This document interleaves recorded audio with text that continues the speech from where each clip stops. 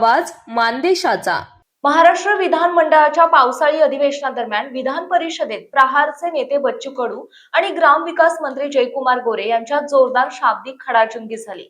ग्रामपंचायत कर्मचाऱ्यांचे प्रश्न तसेच खासगी कंपन्यांना दिल्या जाणाऱ्या आर्थिक पॅकेजच्या मुद्द्यावरून दोन्ही नेत्यांमध्ये तीव्र वाद रंगलाय।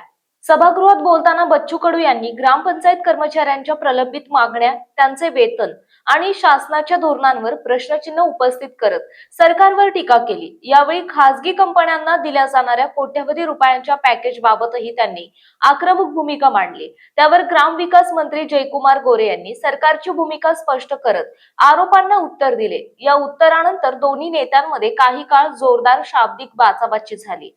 सभागृहातील वातावरण तापू लागल्यानंतर सभापतींनी हस्तक्षेप करून सदस्यांना शांत राहण्याचे आवाहन केले। त्यानंतर वातावरण निवळले आणि पुढील कामकाज पूर्ववत सुरू झाले।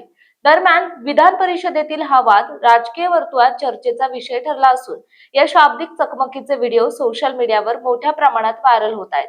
विविध राजकीय पक्षांचे कार्यकर्ते आणि नागरिकांकडूनही या घटनेवर प्रतिक्रिया उमटत आहेत। मानसोफेर न्यूज संपादक बापूसाहेब मिसाळ, वरकुटे, मलवडी।